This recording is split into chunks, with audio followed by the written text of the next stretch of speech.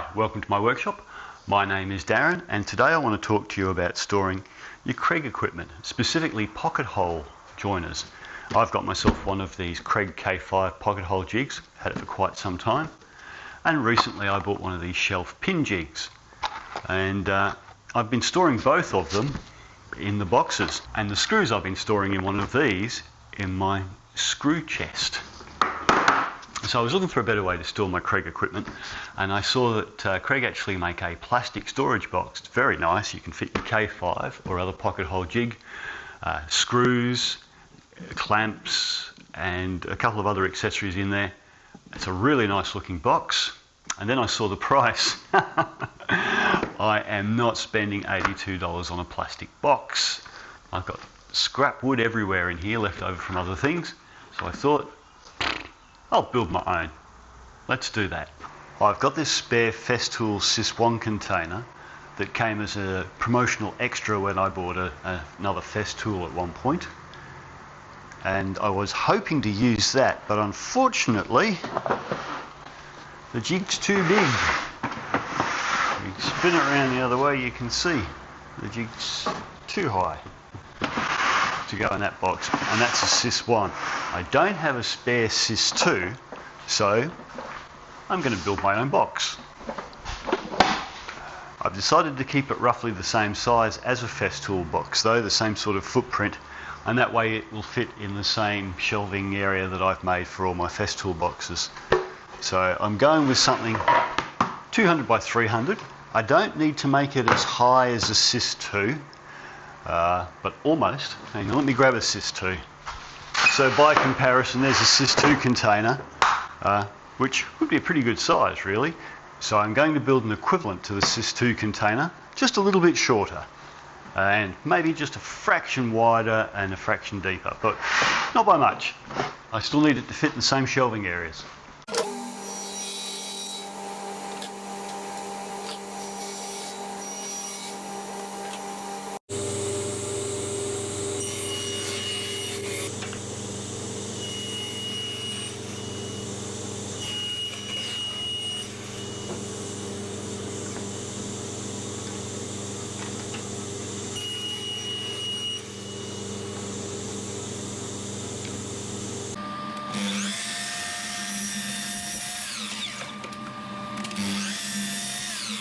Okay, so that's the bottom, sides, front and back, all cut to size.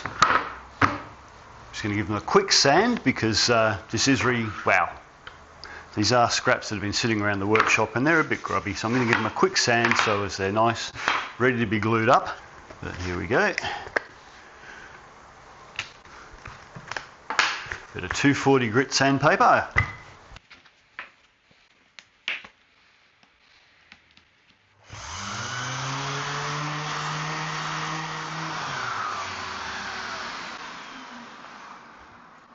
That's the bottom, front and back, and the two sides cut, sanded, and ready to be joined. I will make the top after we put the box together so as everything fits nicely. But before we go any further, if you're going to divide your box up and you're never going to change it, you want it just to fit this and you're never going to use it for anything else, now might be a good time to cut some dados in the base and perhaps the sides for some plywood.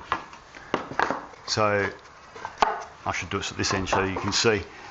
So this is the end here, and if you want to separate things inside, you might want to put a dado here and in the base like such, and another one and one in the back, so you can put another piece across like such to section off your box.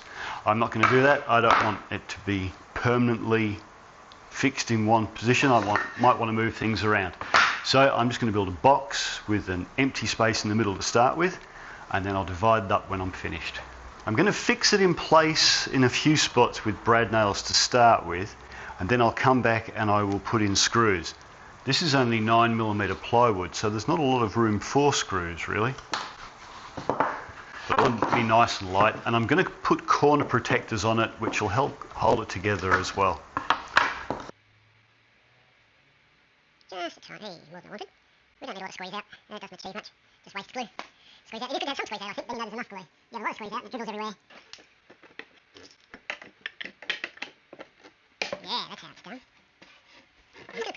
in the middle, because the wood's a tad warped, no surprise there. Excellent, alrighty. Let's pop some brads in there, and we will move on to the next piece.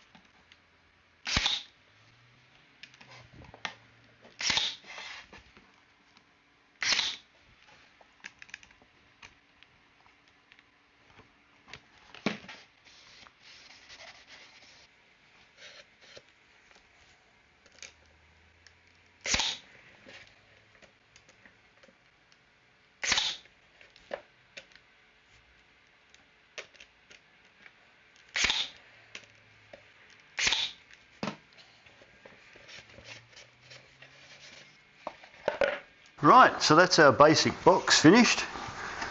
So now it's time for lunch. Ha!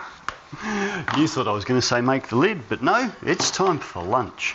So I want the area in here to be a tight fit for these screw bins. So I'm going to put my screw bin in, press my divider up against it down this end, and then I'm going to get my Izzy Swan saddle square, and I'm going to stick that in there.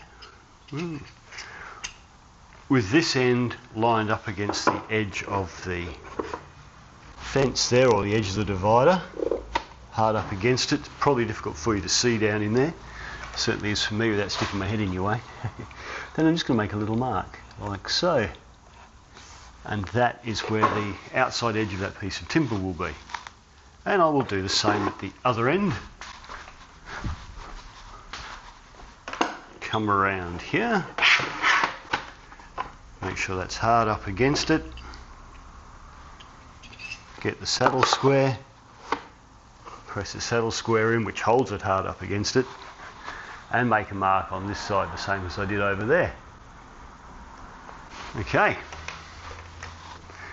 And what those little marks will do will show me where I can and cannot drive a brad to hold this in place. So let's pop this in here. Hard up against there. Woohoo! Excellent. Do the same around the other end.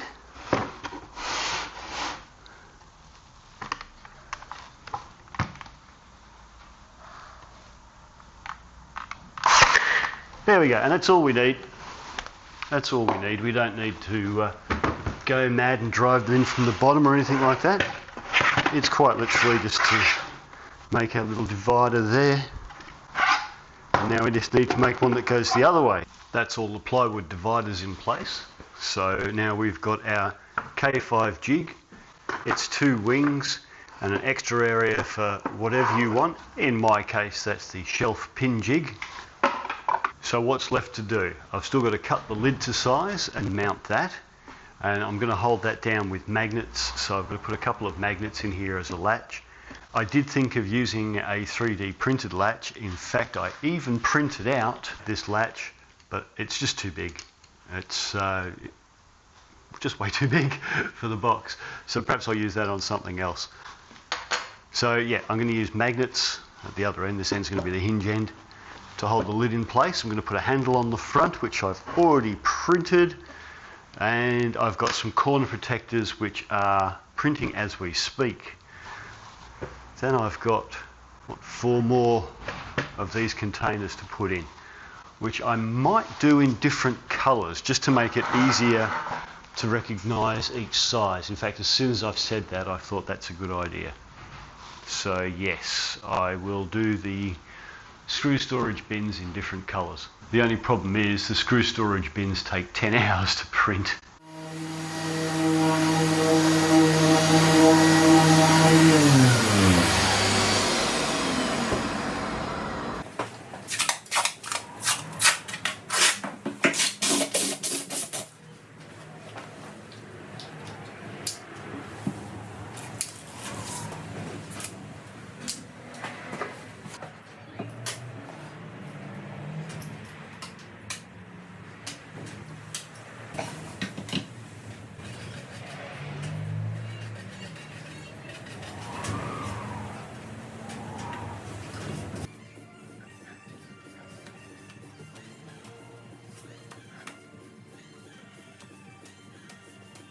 I did think about 3D printing some hinges. I thought very seriously about it, and looked at what was available for download on Thingiverse and a couple of other sites, but I ended up deciding against it. Just wasn't really the right sizes available for what I wanted to do. That's smooth. I'm just going to put a piece of plastic here. You could use anything, a piece of wood. This just happened to be very close at hand. Just over the edge a little bit so I can butt the hinge up against it and therefore keep it nice and square. It's just easier than trying to hold it without that. There we go. And now I can get all my holes in exactly the right place. I find with little screws like this, it's better to put them in by hand because it's so easy to over tighten them. Strip the wood out and then you just can't put the screw back in that hole again then.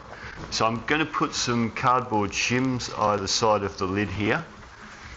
How many have I got there? 3, and we'll put 3 in the other side as well. Let's just try and keep the gap even either side of the lid. Alright, now with some shims in place, I'm going to drill some shallow little pilot holes here for the bottom, being careful not to go all the way through the plywood and into the box. Just enough to get our screws started.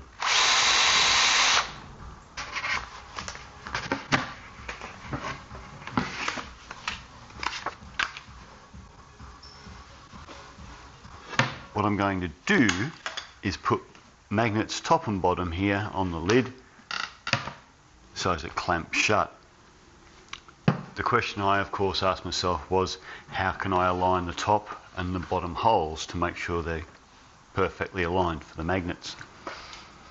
And the answer really was I couldn't, using any of the more traditional methods. For example, I don't have any of those little spikes that you would use for dowels that are as small as these magnets. So what I've decided to do instead is to take this box over to the drill press and drill a couple of, probably 3 very fine holes through the top of the box, and those holes will then go straight through the lid into here and allow me to then line up my larger holes here and here, drilling in that way.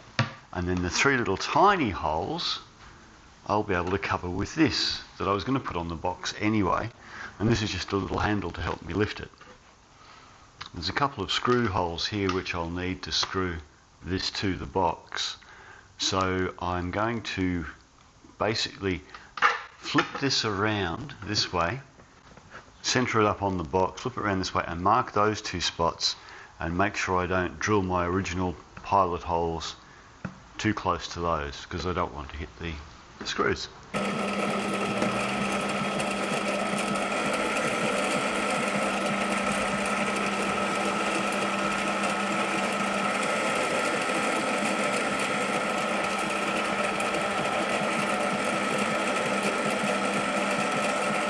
I'm going to enlarge these holes with a 5mm drill bit to allow me to insert these magnets.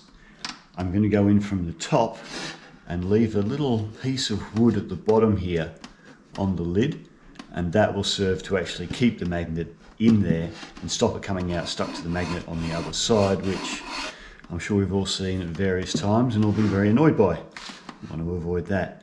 So yeah, we're going to go in with 5mm there, just a little bit deeper than the magnets. We've dropped them in. They will be covered by our piece of plastic anyway. And then we'll do the same down here, so as I can make sure I keep the magnets the right way up the whole time. I'll put a little piece of paper at one end of the stack of magnets, and I know that the poles are all aligned then, and I'll just keep using them with the stack at the top. So here we go. I'm going to use a little bit of good old cyanoacrylate. We all love saying that, don't we?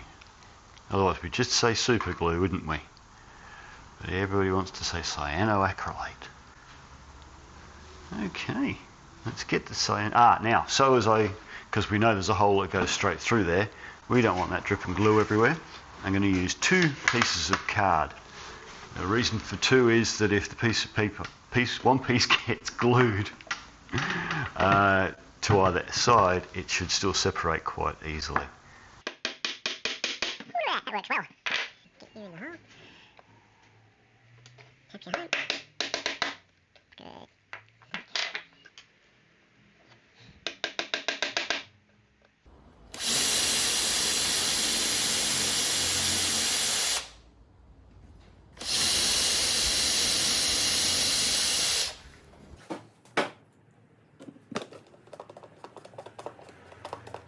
I thought it only fitting.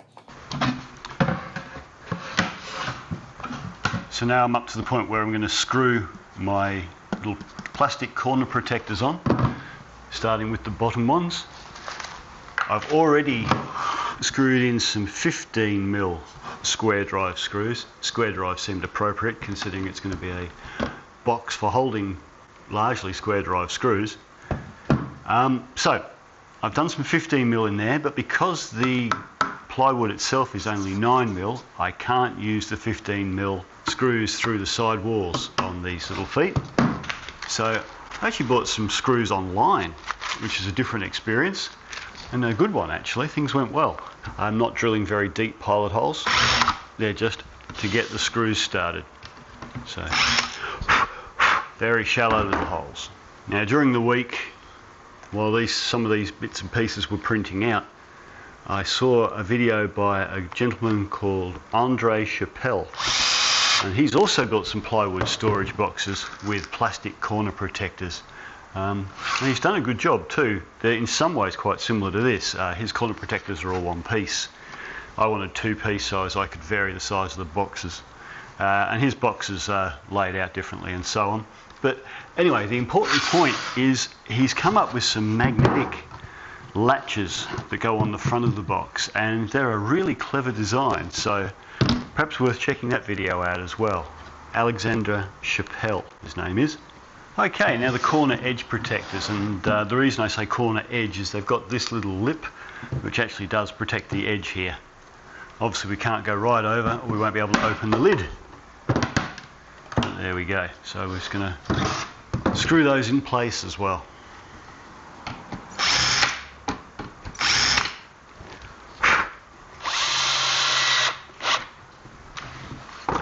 Okay, we're getting close. We just need some way of picking the whole thing up now. And so I've got myself a little handle here. There we are. Nice little handle that I will attach to the front.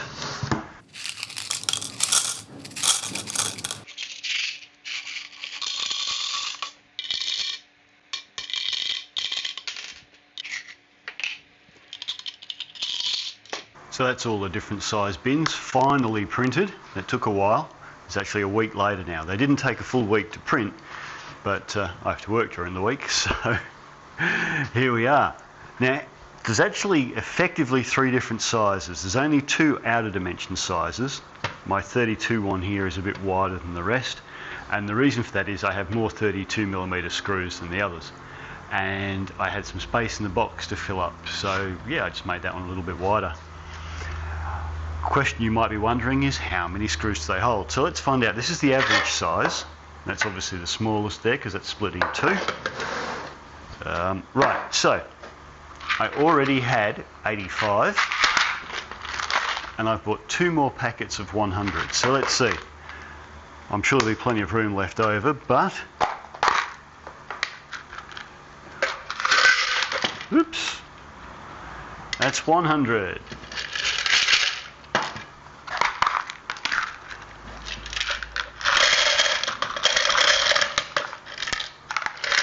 $200.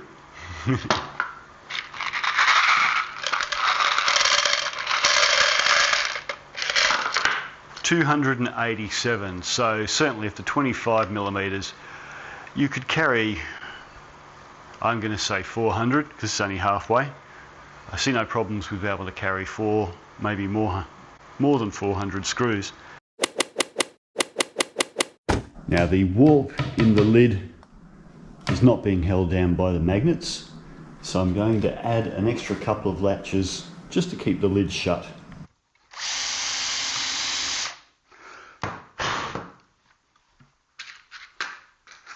Okay, so now I'm just putting on the second little handle.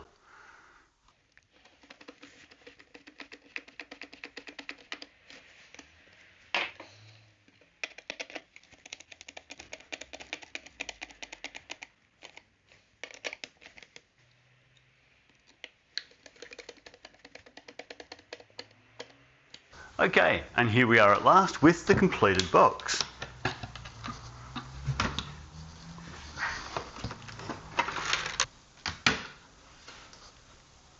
Inside we've got our Kreg K5 pocket hole jig and the two side wings or side supports, if you like, that contain the drill bits and the drivers.